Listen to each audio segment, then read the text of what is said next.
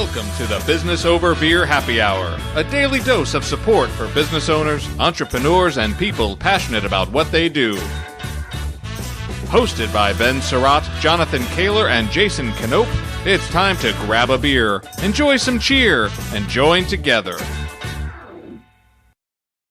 I need to get over live. We are? Yep. Well, Let some people join first before we start. Oh, Sounds is that what we're going to do today? Hey, now it's telling us we're streaming live. Mm-hmm. Do. Is anybody going to join today? I don't know if anybody's going to join today. Anybody out there? Hello? Ben? I'm thirsty. It's 5:30. I'm thirsty. Thank goodness the Business Over Beer Happy Hour has officially started. and in front of me, I am staring at the man of the hour, the terror of power himself.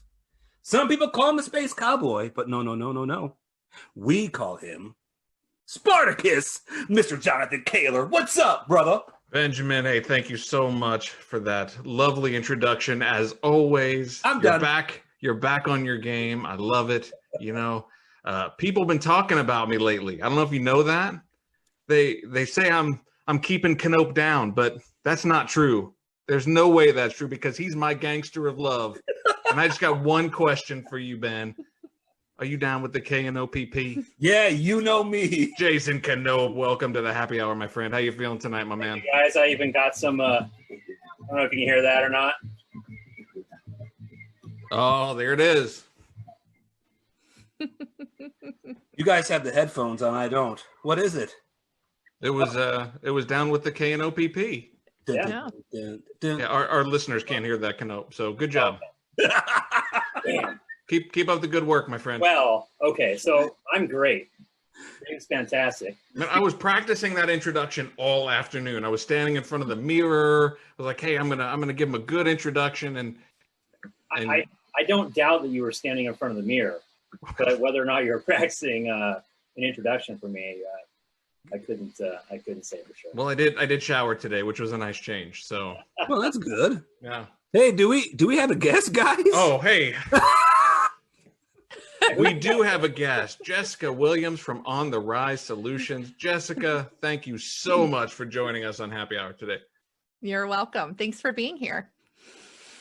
So we always like to start with your business and what you're into. So maybe just start there. Give us the 50,000-foot view of On the Rise Solutions and kind of just generally what you're all about. Yeah, basically, I am a coach and a speaker, and I run live events for women in business. And I have a podcast called The Imperfect Feminist that we are just now launching, and you can check that out on YouTube or go to the imperfectfeministpodcast.com to learn more about that. But I've been doing this about 5 years, so it's pretty exciting. Awesome. I would have introduced you as the Superwoman, but I don't need any cease and desist letters coming our way, so I'll just stay away from that. I know, such a bummer because it was a great way to introduce me back in the day. I bet it was. But I do like the Imperfect Feminist, and I am excited to get into that and figure out what the history of that is and talk about empowering women in business and everything that you do, because I think you're amazing. But this is the happy hour, Ben. I am thirsty. Why don't you kick us off? What do you All got right. over there? So, I'm on a red kick. That's good. So, I got the Madam Molly Irish Red Ale, and it's from Stickman. Stickman down out of Lake Oswego. That's Stickman, the one that that Kira brought in our Valentine's. Yes, special? that's them. Is that them? That's Nice. them. I dig it. Well, I am drinking. It's one of those things that you try to make yourself feel better than how you're actually feeling. So I have myself the Optimist. Get it out of the light there. The Optimist from Fort George. Out of Astoria. I love Fort George. So hopefully it will change my mindset so that I can feel a little more optimistic. What about you, Canope? What do you got in the glass there tonight? I'm drinking the Ghost Runner Brewing Pilsner once again. Outstanding. A lot of it to go through. Jessica, what are you drinking again? Me? I am drinking the Bowie, and it's a Czech style Pilsner. And to be honest, it's all I had in my fridge. It's okay. Well, we appreciate you being honest. Hopefully you'll continue that through the course of the interview today. Cheers, everyone. Happy hour. Prost. Dink. The only thing that matters, Kaylor, is whether or not it makes you happy, right? Absolutely correct. Well, that's not what I thought it was going to be. That's really good. Like, you didn't think it was going to be really good? No, I mean, like, very heavy malt for only a 5.3%. Very good. Very awesome. Good. So, Jessica, On the Rise Solutions, talk about your passion for empowering women in business. Where does that come from? Why did you specifically kind of create this business for that purpose? Yeah. For me, it was a calling.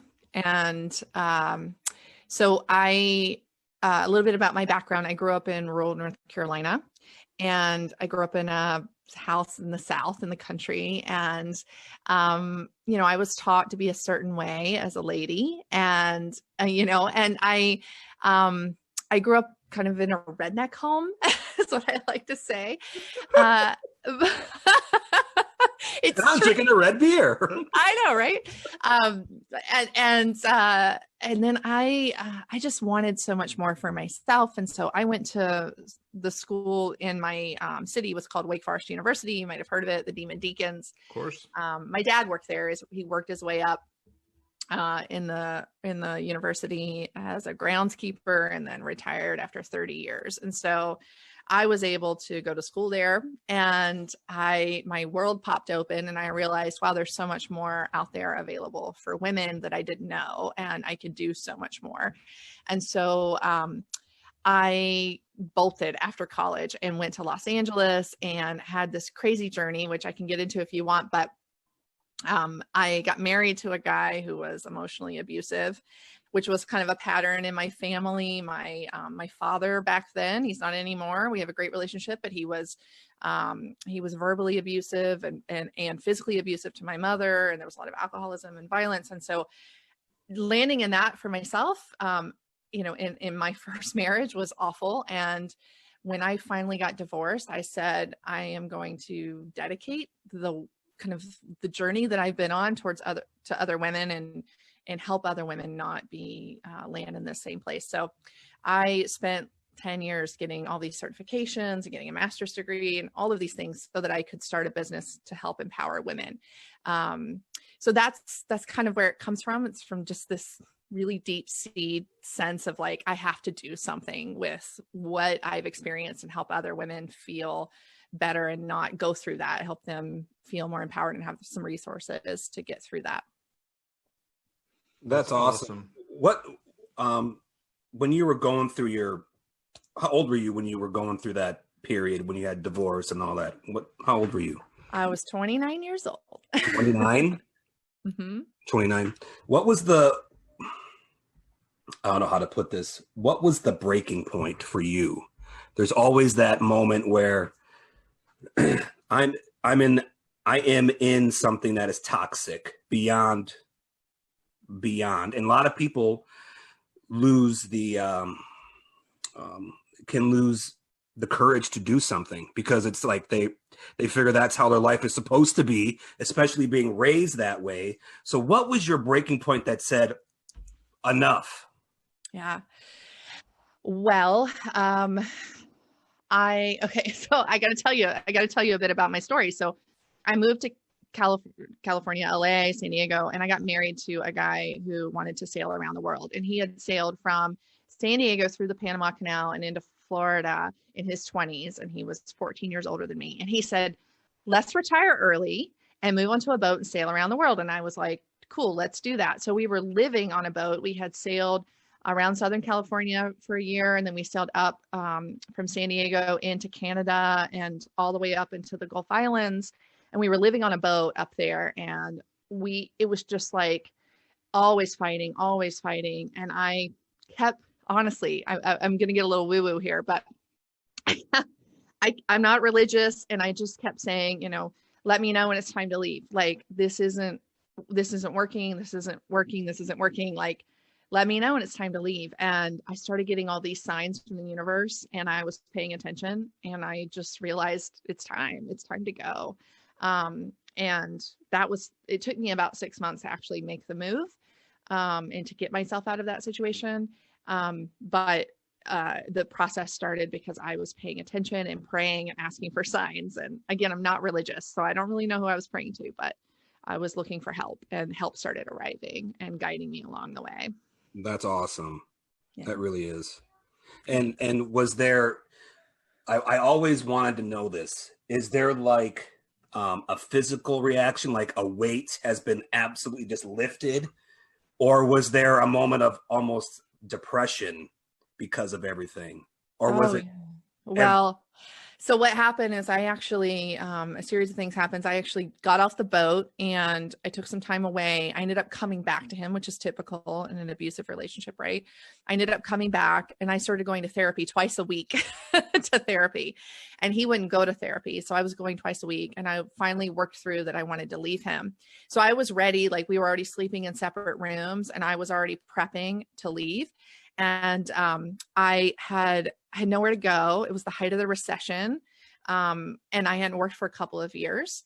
And so I applied for what's called a karma yoga opportunity at a retreat center in Canada called Hollyhock. And they pay for your room and board. All you have to do is volunteer 30 hours a week. So I'd applied for that. They accepted me. And I was just waiting for that to begin. And finally, the day came where I went and got on the public bus to take multiple different pieces of public transportation all the way to this island in Canada. And I was so ready that I had this playlist like all queued up. And the first song that I played on the bus was Here Comes the Sun by the Beatles, because that is how I felt. Just like the sun is coming out. Like I feel like I can fucking breathe for the first time in my life, you know? That is my favorite Beatles song. George Harrison wrote it. Mm-hmm. Great song. Love that song. Great song. Every time I hear that song, I remember that day when I got on that bus and I said goodbye.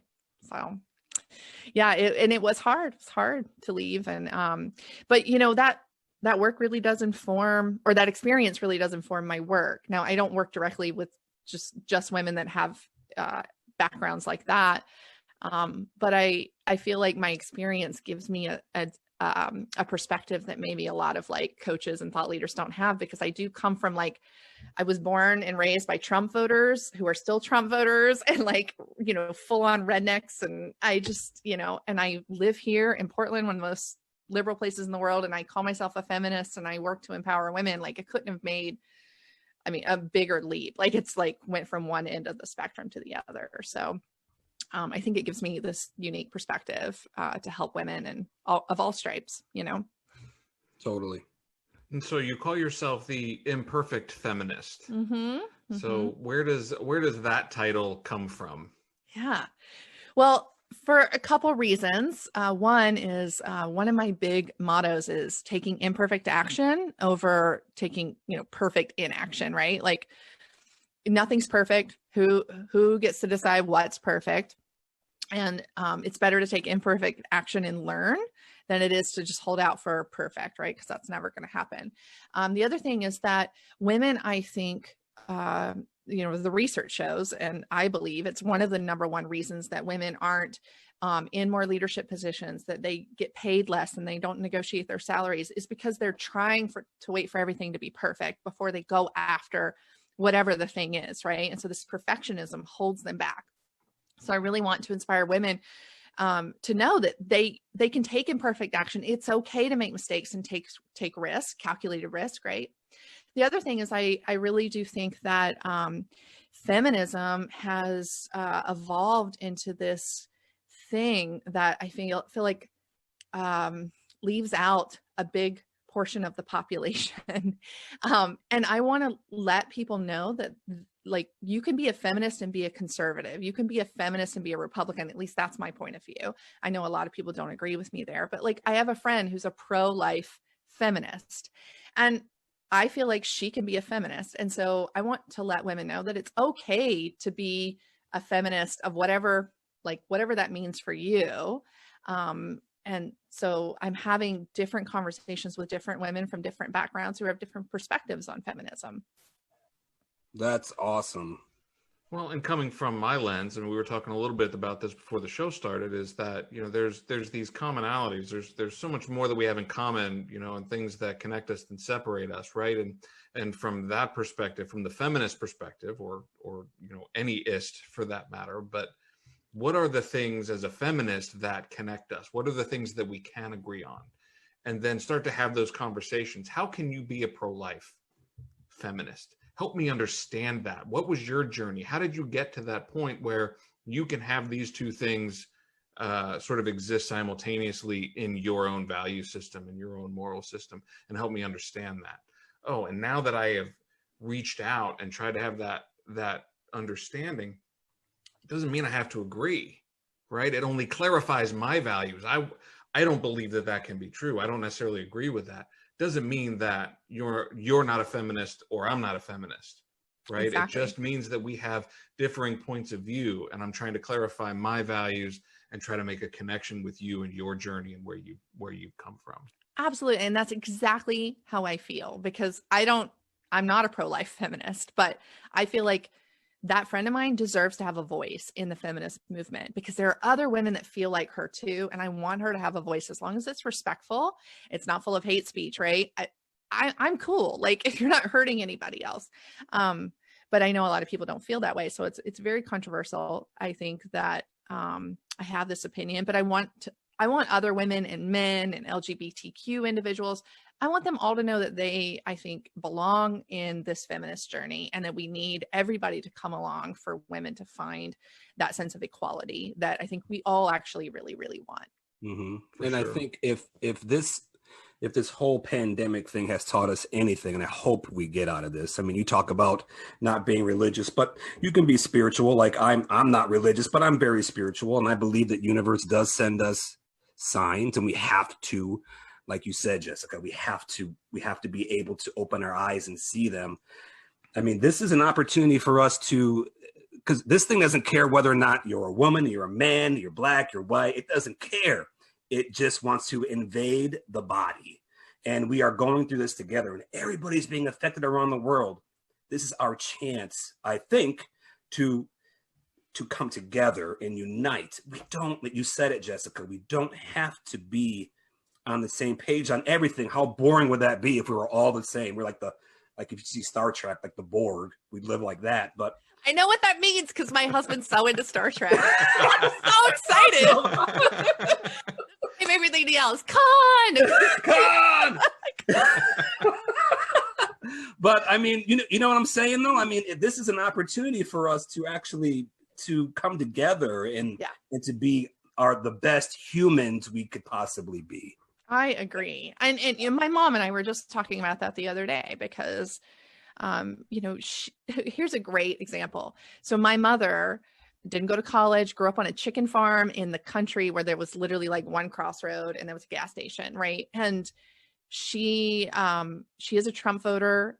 She's a sweet, sweet woman. And she comes out every year to go to On the Rise Summit.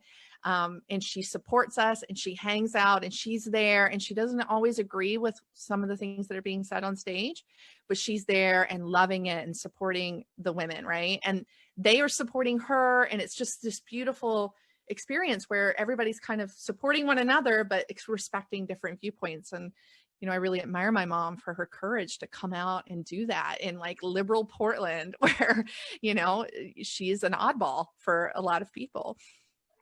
So that's an excellent segue that I want to get into. Real quick, though, I just want to invite anyone who's watching or listening, if you have questions for Jessica, if you have questions for us or comments, please feel free to chat them in. We'll try to get them to all of them as time permits. Quick shout out. Hello, Lori, and hello, Jamie, who are watching. Lori did mention Jessica. She said, yes, exclamation points. You can't wait for the right moment. It'll never happen. So, so awesome comment there. So let's talk a little bit about On the Rise Summit. I do want to talk about COVID-19 and how it's impacting your business. I know On the Rise Summit is a massive undertaking for you. That's a sort of a highlight of your year. So talk a little bit about On the Rise Summit. What is it, and when is it, and what's that all about? And B, talk about the impacts of COVID-19 as far as, what steps are you taking now? Are you contingency planning? What impacts are you potentially seeing for that event? I know it's down the road a little ways, so you've got your fingers crossed that you'll be able to have it, but what actions are you taking now contingency wise to ensure that you still have a great event? Yeah, so On the Rise Summit, for those of you who don't know, is October 17th and 18th here in Portland, Oregon.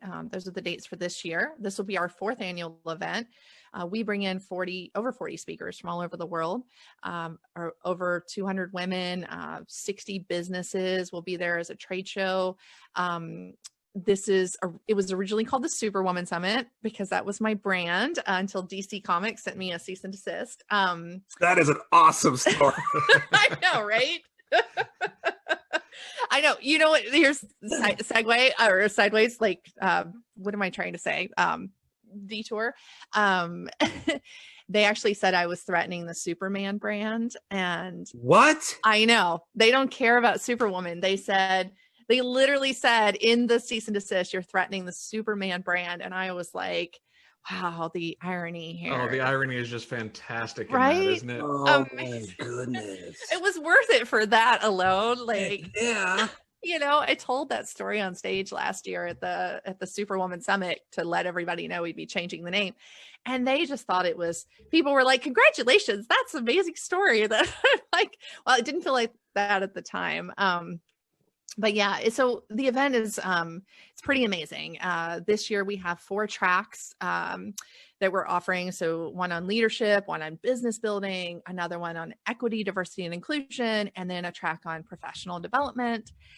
There are 4 breakout sessions twice a day. There's keynotes, there's parties. We partner with all these people around the city.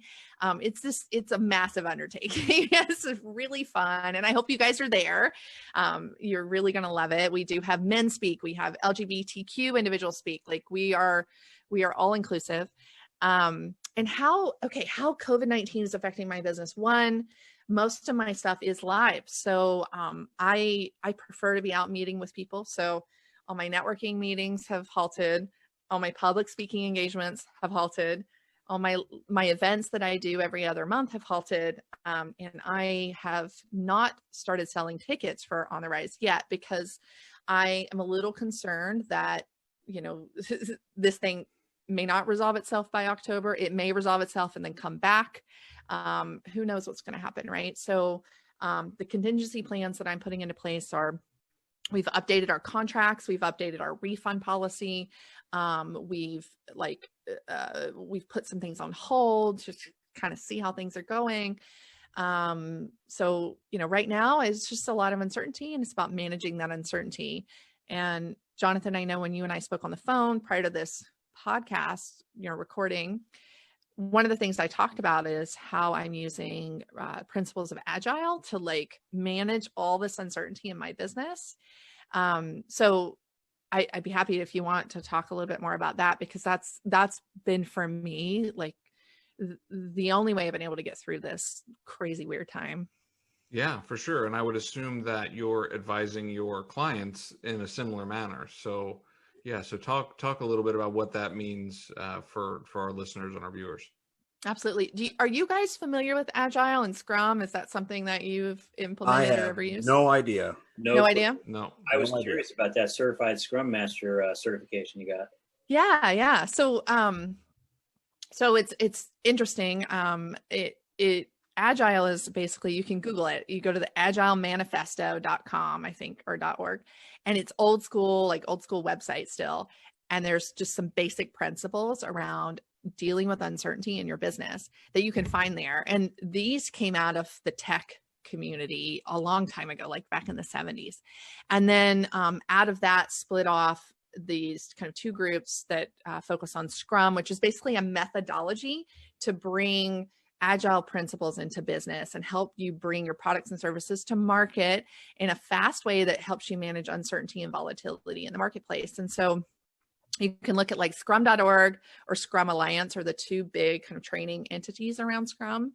And I was really lucky a few years ago to be introduced to a professional Scrum trainer. She's actually become one of my best friends. She lives in Ohio, and she's one of the only female Scrum trainers in the world. It's really cool. Is it? Is this, can you see? Is this it? Is that it? Yeah. That's not the page. That's not the Agile Manifesto. Okay. You'll know the Agile Manifesto because it's a really shitty website. You'll be like, this is it. This is what she's talking about. It's like one landing page with like some old, outdated text and images. Just Agile Manifesto. It'll, if you Google that, it'll pop right up. But one of the, and here's one of the things I do is I teach women how to apply these principles in their business as entrepreneurs. And I think this is relevant to anybody who owns a business that you're working with or listening to the show. These principles can be used for small scale or large scale systems. And they basically say that it comes down to these two key points. One is inspection and the other is adaptation. So what inspection and adaptation mean are you want to work towards some sort of end product, right? Some sort of what they call a done increment, but it's essentially like this, like a piece of thing that's like a done piece of product, right? And you want to work towards that in a way that allows you to inspect as you go along and make improvements as you go along and adapt as you go along, right? So you can constantly like evolve or, duck and weave or shift and change based off marketplace conditions or like what people are, the feedback you're getting from your community or, whatever. So it's really helpful to me, I think, to have that mindset so that I can manage uncertainty, know that like I have these tools in place to support me, even if I don't know 6 months from now what's going to happen. Does that make sense? I'm going to pause. Totally. Okay. Get it. Yep. Yeah. And I actually use Scrum in my own like productivity management. So I use it on Trello and I have my own kind of backlog essentially of things that needs to be done. And I work in 2-week sprints and I move things along and in the process and I can get more into it, but it really helps me to stay focused on what I need to do right now. Really align with my priorities and work hard and then feel like, okay, I can walk away at the end of the day. I did what I needed to do. And it's freed me up so much. So it's definitely one of the tools I teach my clients as in terms of productivity. And it's helped me tremendously during this time. What, we're running up against the clock, kind of, I guess, but I want to make sure that I ask this question because I've been asking it to all of our people that we've had on. What are your clients saying to you? Like, what is the biggest concern, or is there concern, and is it, or are they optimistic? And what are you telling your clients? Yes, there's a lot of concern, I think, right now, particularly if you're a brick and mortar or you're a product business that requires you to be, face to face in some capacity. So yeah, there's a lot of concern. I am telling people to let go of the things that are no longer serving them. This is about evolving, given the changing conditions. What do you mean by that? So like as an example, I have a client friend who she called me and she said, I own this space. I can't keep owning it. I can't keep I can't afford this right now. And I'm not even sure it aligns with my business anymore. And I said, dump it, just dump it. Like you can find another space at some point, and I think it's about that. It's about going, okay, well, this is no longer working right now. So I'm going to park this or table it or just dump it all together. And I'm going to focus on what is working. And basically the marketplace is giving us feedback right now. It might not be the feedback we want, but it's feedback nonetheless. And we have to respond to it. And so, helping them navigate the uncertainty with that kind of sense of agility, basically, like being really, really agile. And so many things, I think, for business owners right now are falling away. And I think systems are changing. One of the things that I've been passionate about is the new world of work and how work is changing and evolving and the future of work. And I think this is going to propel us into this future of working virtually in the gig economy and automation and all of these things taking over, right? I think this is going to be the day that or the year that things start to really progress. And I think we have to be prepared for the new world that we're going to be living in. And that might mean your business needs to evolve. That might mean it no longer works in this world. And that might mean you have to let go. And that's okay. That's okay. That's part of being a business owner or an entrepreneur. Yeah, and you've done it in your personal life. No, right? I mean, what you're saying is what you're telling your 29-year-old self a year ago, right? Or whatever. Or 10 years ago. But you know what I think he was trying to pay you a compliment. I know. I appreciate that. Thank you. That fell flat, by the way. Yeah, have a sip of beer. Try again. It did fall flat. I get you. You're telling your younger self that. That's great. Totally. Yeah, you just gotta roll with the punches, and that is what makes a great entrepreneur. And I think this whole sense of well, I don't know what's going to happen, but I'm going to keep rolling with it, right? And I'm going to keep taking imperfect action. And I know that perfection is never available to me, and it's better to take imperfect action than to do something perfectly but never do it, right? So, I've got to thank you, because as a father of two daughters, it's saddening to see that a lot of women feel like they need to be perfect to take a risk, and I don't want my daughters to think that they have to be perfect to take a risk. So thank you for what you do. It's great. You're welcome. Absolutely. Well, I think the message is just so important for all of us, men and women, business owners, and within families, that it's important not to wait for those perfect moments, because they don't ever come.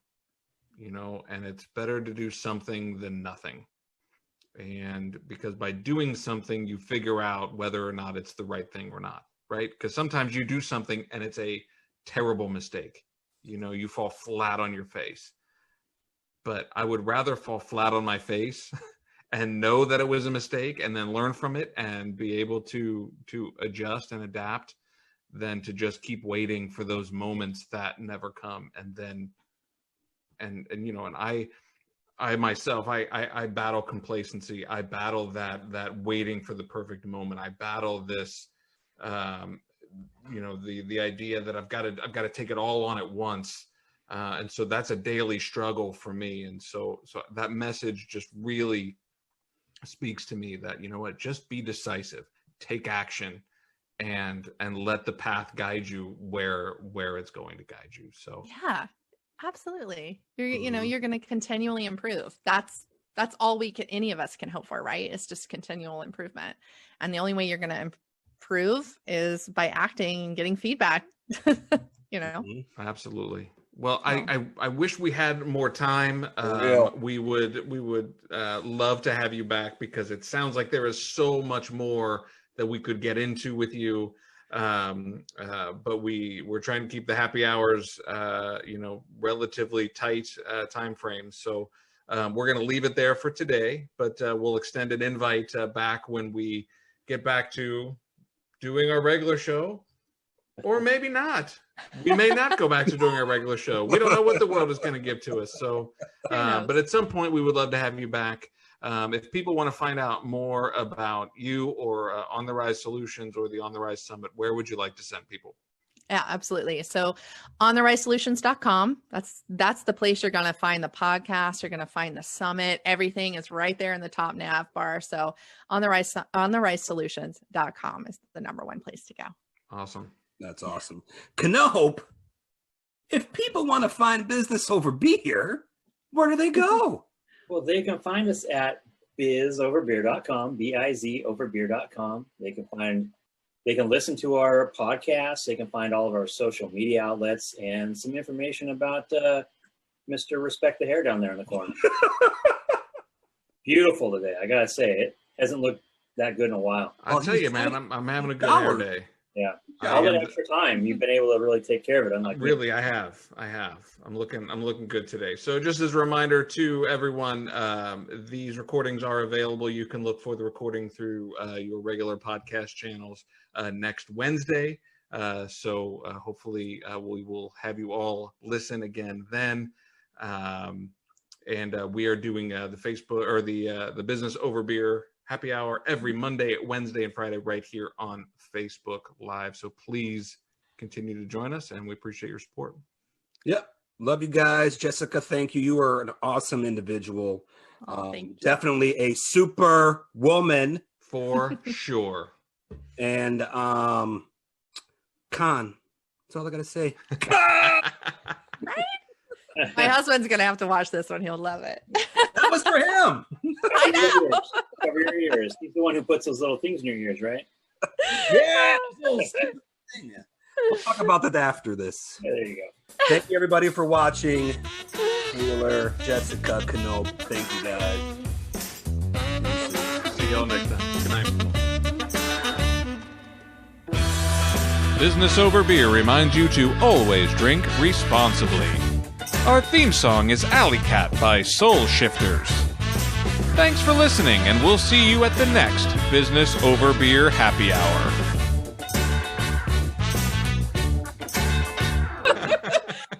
Everything else. Con!